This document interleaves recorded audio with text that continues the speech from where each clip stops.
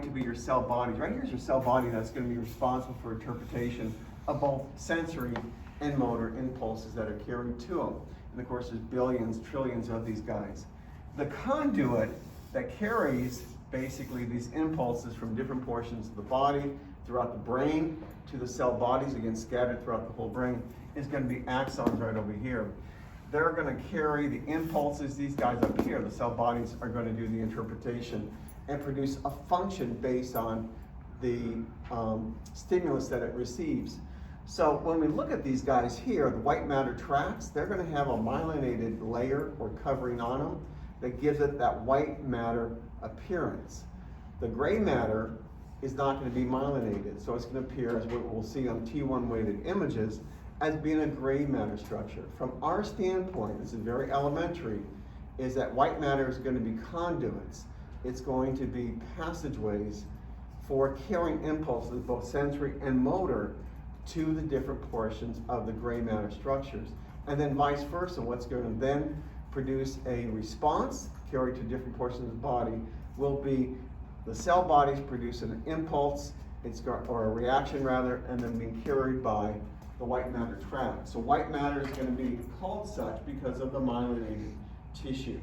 Again, I'm going to skip this part over here. When you look at the brain, and we got a little taste of this in the coronal perspective, you're going to find that there is a set pattern of gray matter structures, like up here, and then throughout the brain, and we're looking at primarily the cerebrum over here, then you have white matter passageways within the brain itself. In part, the white matter tracts are going to carry impulses from one portion of the brain to another.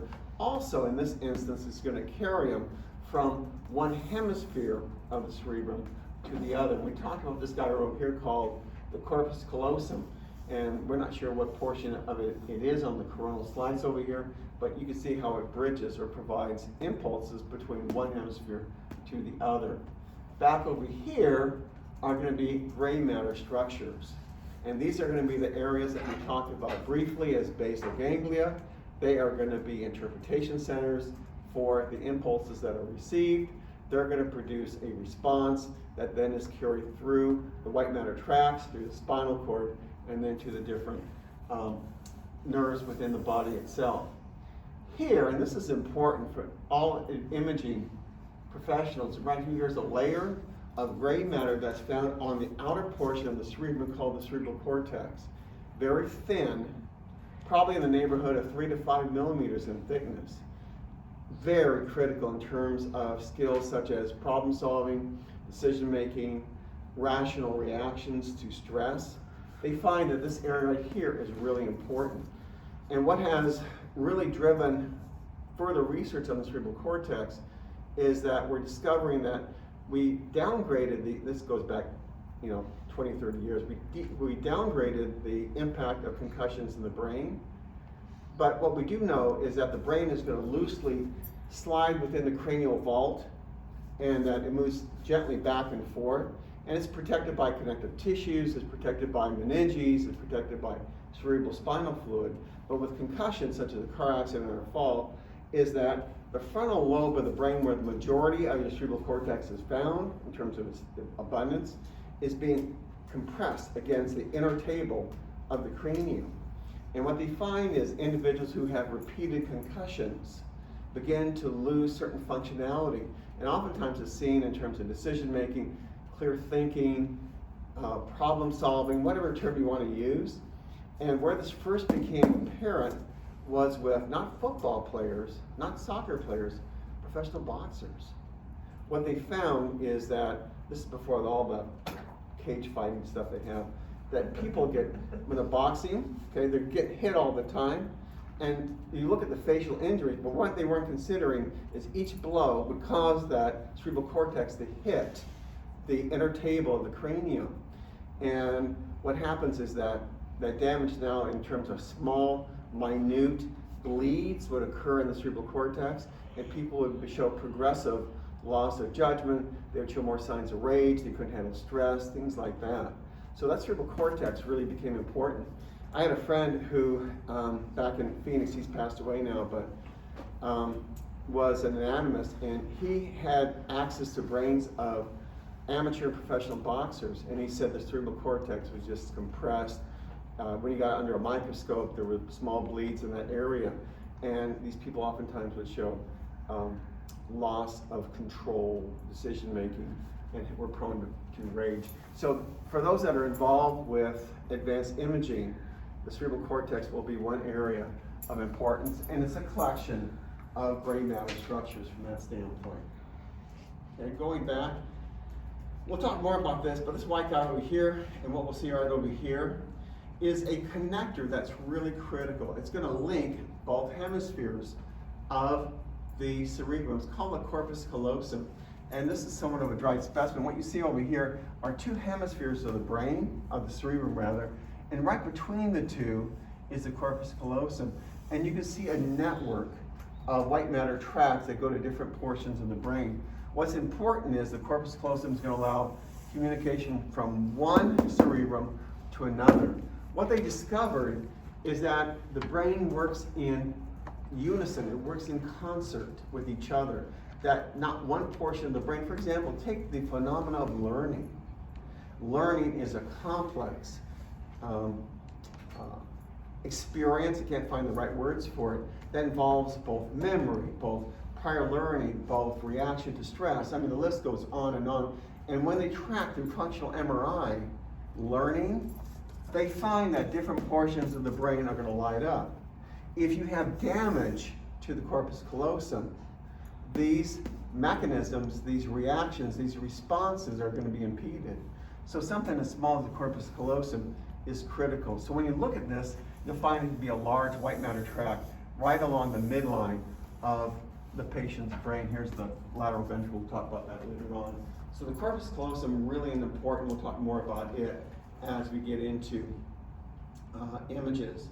Over here, and we'll be looking at the brain from different perspectives. We'll be looking from the coronal, we'll be looking at transverse, we'll be looking at sagittal at different points.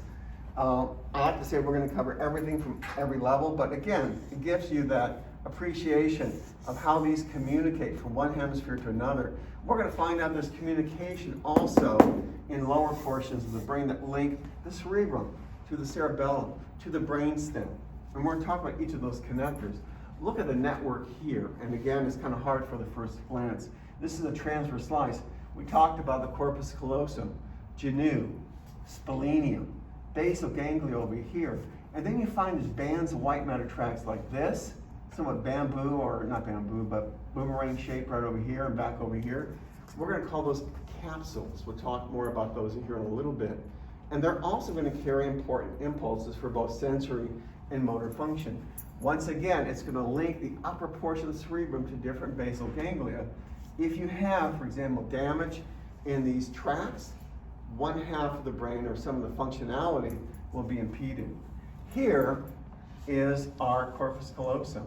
And again, this is a mid-sagittal reconstruction, or a slice right through here. And we'll talk about it and some other structures. Again, everything we're going to find out is interconnected. So connectors become critical from that standpoint. And again, what connects them for the most part is white matter tracts. Corpus callosum, we're going to find this out here as we go through. But one of the key landmarks the key set of landmarks we need to be aware of is that not just identifying the corpus callosum, but has specific regions that we have to be aware of. And we're going to find out they carry names which are Latin. Rostrum down here, genu, body, and then splenium right over here. So we're going to be able to define each of these sections based on what level we're going to be. So the corpus callosum carries a lot of importance, and we need to be aware of what section we're looking at. Questions on that? Again, this is a general overview, just to set the table. All right, another fundamental point I want to raise in the beginning of our journey through the brain is the meninges and dural coverings. There's only a couple that we're going to show up or demonstrate as sectional landmarks that you need to be aware of, but I want you to basically have an understanding of what the meninges are about. For imaging students, I think you're pretty comfortable with meninges. I think you learned about that in myelograms and things like that. But again, what you're going to find is that the brain, and this is perhaps a poor example of it, The brain is loosely set in this cranial vault, and there's going to be layers of bone up here in the cranium. The cranium itself is unique in its structure because you're going to have a thin outer cortex called the outer table. You're going to have some medullary bone called the diplo right through here, and then you're going to have an inner table. Between the inner table of the cranium and portions of the brain are going to be a layer of 3 tissues called the meninges. And we're going to define each of these based on where they appear and their composition, things like that, from that end. One of the things to keep in mind about the brain is that it's a closed structure. What keeps it from damage, from taking falls, whatever, unless the fall or injury is severe, is that you have an intracranial pressure that's maintained by many mechanisms, by blood flow, by venous flow, arterial flow, and more importantly, the ventricular system is going to maintain this constant or consistent intracranial pressure. So we'll talk about that as we get into the ventricular system. Basically, there are 3 layers. Again, this example is not the best one, but it's what I have. Is that the outer one is called the dura mater. For those who've been in classes before, you know that's a tough rascal. There's one in the middle which has a web-like composition to it, referred to as the arachnoid mater. And then there's one that's very close to the brain called the pia mater. That's more of a film-like tissue. But what's important is not these guys as much as what's found right below them. So we're going to talk about spaces that occur between, for example, the dura mater, arachnoid mater, and between the arachnoid mater and the pia mater, because they're going to contain certain structures, whether they're blood vessels, if they're venous structures, or they're CSF, that will carry more meaning as we go through the different sectional images. We'll talk about the subdural space, we'll talk about subarachnoid space. This guy pretty much is right against the brain from that end. The dura mater also, and when you look at a cadaver brain, when they say tough mother, it is one tough collection of tissue. It's dense, it's thick. You'll see that on our cadaver tour. But what's important is that sometimes the dura mater is so thick that it even forms double layers. And then within that double layer are going to be structures, whether it's going to be what we call a venous sinus, if it's going to contain certain things that we call the falx cerebri. But at times it'll be a double layer of dura mater that creates a unique structure. Things such as what we'll talk about, the tentorium cerebelli. We'll talk about is an important landmark. Another one will be the falx cerebri, both of which are double layers of the dura mater. You kind of go through those. What's important you realize is this, because of pathology that you'll be encountering as you look at advanced imaging, there's a space between the inner table of the cranium and the dura mater called the epidural space. It contains fat connective tissue. Not significant for the most part, but there are tumors that will rise from this area that will press in. There's also sometimes some rare bleeds that will occur here. For the most part, it's somewhat of a supportive layer. Not too much happens there. In the subdural space, you're going to have a collection of blood vessels that include venous sinuses, capillary plexus or networks, arteries, and veins. This is where you would see things like a subdural hematoma. So injuries to the brain oftentimes will manifest as an ever-expanding collection of blood, and we call that a subdural hematoma because it will occur within the subdural space. Subarachnoid space is going to be found beneath the arachnoid mater. It contains CSF. It's where CSF is produced, and eventually it's going to be expended, will be then returned back to the vascular structures from that end. It will contain things that we're going to talk about beyond the CSF, things like cisterns. We're talking about cord plexus, and what's not listed here is going to be the ventricular system, all of which are found within the subarachnoid space. Keep in mind that when we look at a sagittal and even a transverse, what appears to be open spaces oftentimes are confused for emptiness or air. For the most part, anything you see within that area of the brain that looks dark and empty will contain CSF. It's just the different dimensions of where that subarachnoid space is. Cisterns, for example, are large collections of CSF. Ventricles, even larger collections. And then there'll be some small passageways, all of which are made up as part of the subarachnoid space. And we'll talk about these as we go through it. Here's a double layer of what we talked about before. There's going to be a double layer of dura mater going right between the hemispheres of the cerebrum.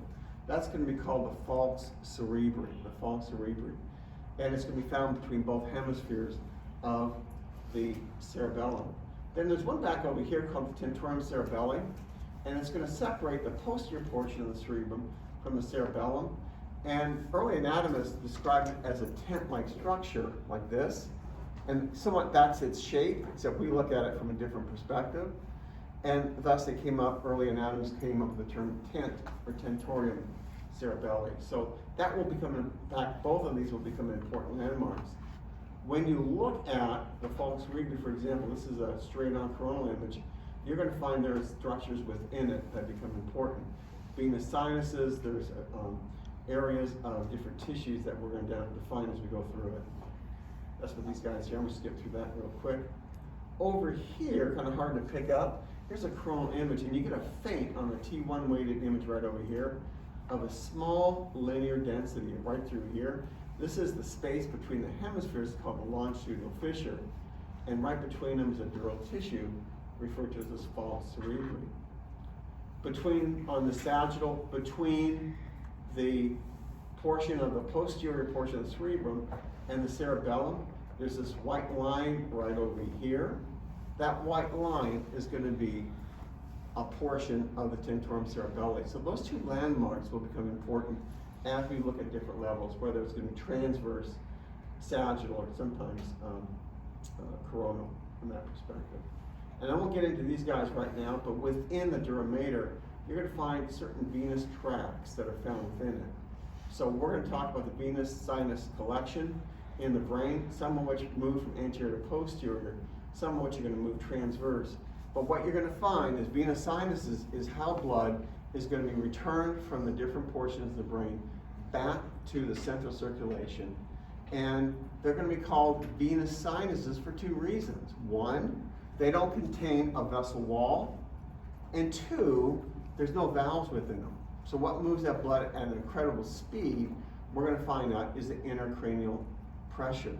So we'll talk about these, and they're going to appear in terms of a T1 weighted image as flow void artifacts. We'll talk about those.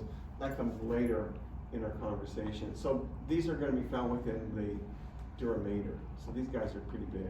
Okay, arachnoid mater is going to contain CSF, and everything you see over here, over here, over here is going to be the region of the CSF.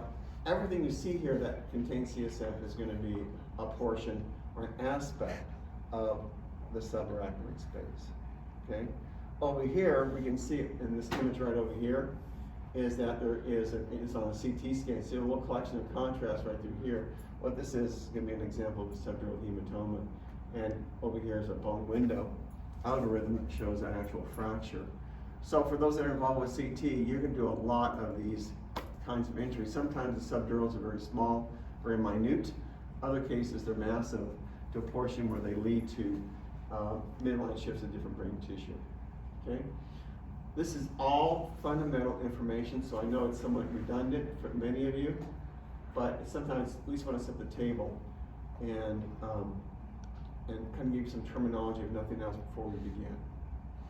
One more fundamental concept, and that's something that I like to term connectors. Questions at all? And I'm throwing a lot at you right now.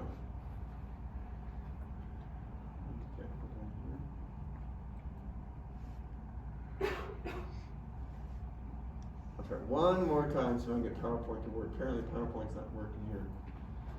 I'm not sure what's going on with that. I'll have to get it fixed. Okay. Make this larger, as TJ showed me. Looks like it's zoomed. I'll make it zoom bigger. TJ, you're a good teacher. Okay. As I mentioned before, the brain is interconnected. And what I want to do now is not only emphasize how the brain is interconnected, but some terminology of what those connectors are. That's really not an official term, but it's the one that perhaps fits what I'm going to show you in terms of how the brain is interconnected. Here's some terms I want to start off with right off the bat. We talked about the corpus callosum and its four elements right through here. Basically, this is one of the chief connectors of the cerebrum. is going to connect one portion of the hemisphere of the cerebrum to another. And we'll find out that we're able to see different elements of it as we continue slicing from top to bottom.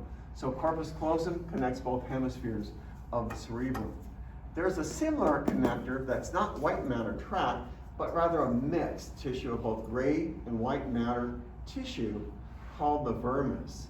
Early anatomists looked at it, looked somewhat worm-like, thus they gave it the term vermis. This structure here is going to connect both hemispheres of the cerebellum, or what we call generally the hind brain. So the vermis will connect both of those. Peduncles or peduncles are really cool structures. We're going to be looking at a set of 4 of these, and they're going to provide connection between things such as the cerebrum and the midbrain to the pons to the cerebellum, the medulla back to the cerebellum. So peduncles are specialized gray matter, white matter structures that sometimes are very easy to pick up as a landmark. Other cases, they're somewhat subtle, like the middle cerebellar peduncles. So as we go through, we'll be identifying those connectors from a top to bottom perspective. We talked briefly about capsules. There's going to be 2 major tracts, actually there's 3. We only see 2 really readily, called the internal, external capsules. These capsules is a term that's given for these connectors. In reality, they're white matter tracts. And what they're going to do is provide conduits, communication between, in most cases, different portions of the cerebrum to the basal ganglia. That's somewhat of a generality, but these guys right here are going to provide that pathway. So they're very critical for that communication. Commissures are going to be a series of white matter tracts that also run between the hemispheres of the cerebrum. We'll focus on 2 of these. One is really important, called the anterior commissure, for the cessation of pain. Pain, they discover, is very complex. How you register pain is going to take multiple aspects of the brain to coordinate past experiences, sensory responses to pain, how you motor function moving away from pain or deal with it, how your brain copes with chronic pain, things like that. These little guys right here are responsible for carrying from one portion of the cerebrum to another.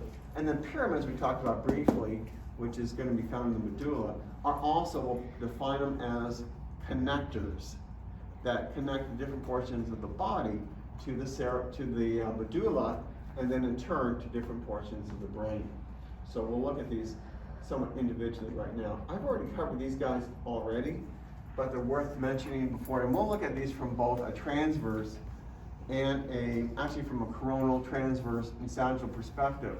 But once you look at it, you'll realize there's 4 portions. There's a portion called the rostrum, anterior limb is called the genu, the mid portion is called the body, back over here is going to be one referred to as the splenium. Again, you've heard it several times already. It is a communication between one portion or one half of the hemisphere of the cerebrum to another. So that will become an important connector. Here when we look at the transverse, again you have a portion of the corpus callosum coming off this way. You have another portion over here. Above this is where you would find that body that would arch across the top.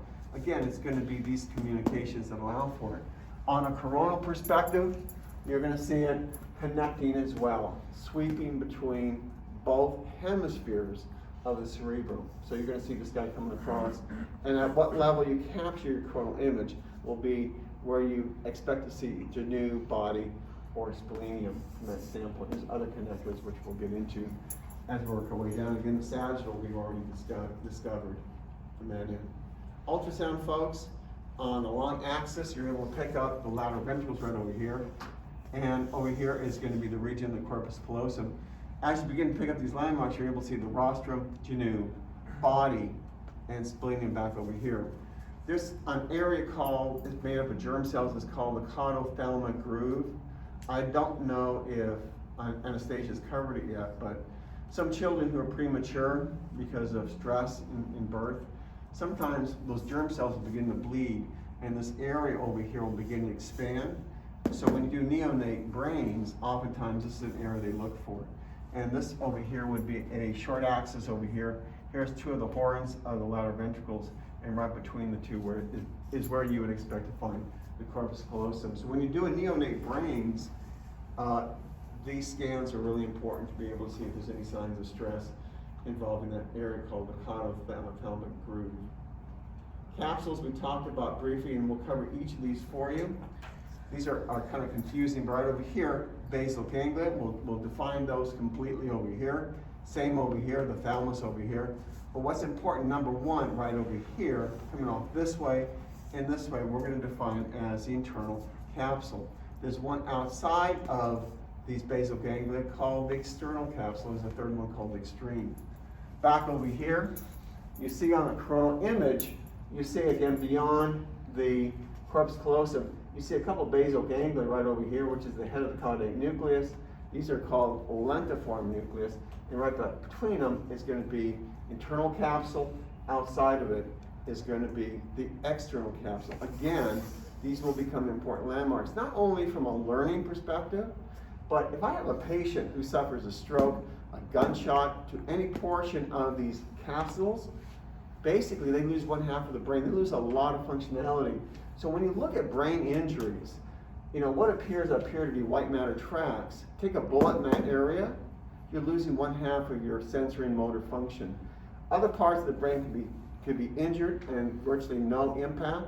Something as tiny as the internal capsule, have a stroke in that area, one half of the body is being knocked out. So as we do imaging, it becomes important to see these areas clearly.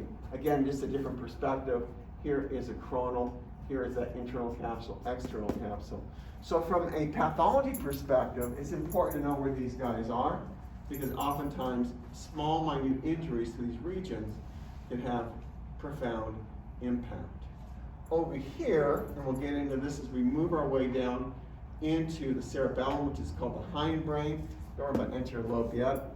But basically what you have are two large hemispheres of the cerebellum right through here. And there's some dividing tissues between them.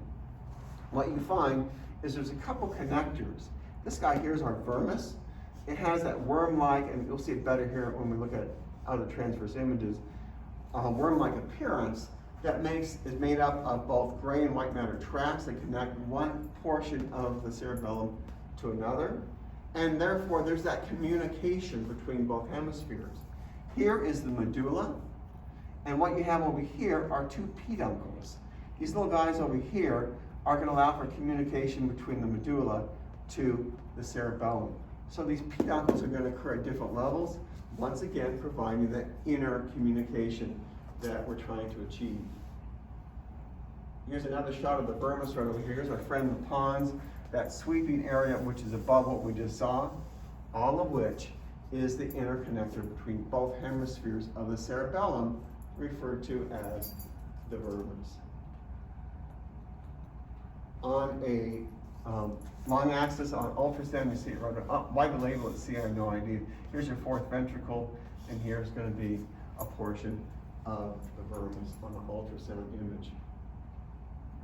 Peduncles. Peduncles. We'll cover it again. I'm giving you a roadmap.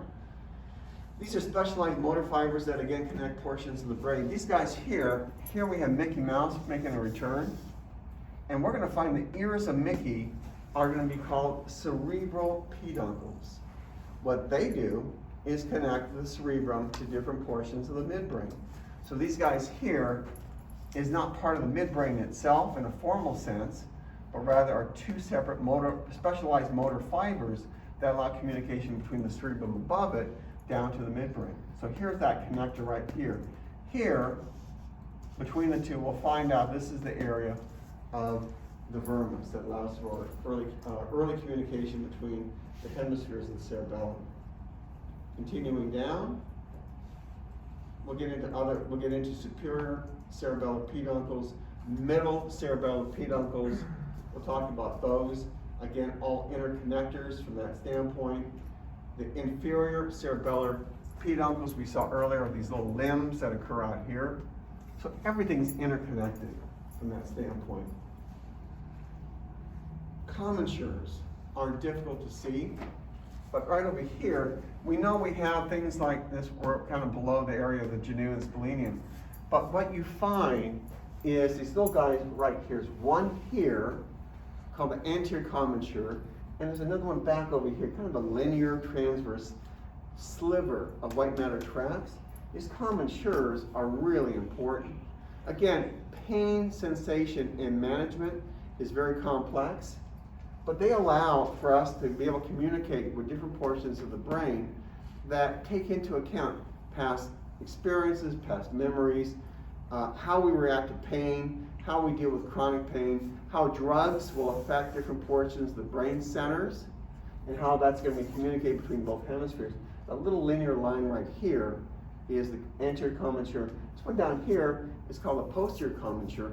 Once again, another connector that communicates between both hemispheres. And this one is going to help us in terms of dilation and contraction of the pupils of the eye. So there's one right over here, a little tiny guy over here. Very small, yet very significant from that standpoint. Here they are again over here. So another example of connectors as we work our way down the brain. Pyramids. Pyramids are going to be found in the anterior portion of, this is our little friend, the medulla right through here. Brainstem, very small portion, well, certainly the smallest portion of a major division of the brain, and yet so important. We're going to talk about things called pyramids, which are right over here, and back over here are things called olives. And to get a stroke in the medulla or have any injury to the medulla at this level, and any level of the medulla, is devastating from that end. Again, get a stroke involving this little pyramid right over here, and the process of decussation, one half of the body is going to be knocked out. They discovered that muscle coordination is a function of the cerebellum, but these little guys over here called alveolary nuclei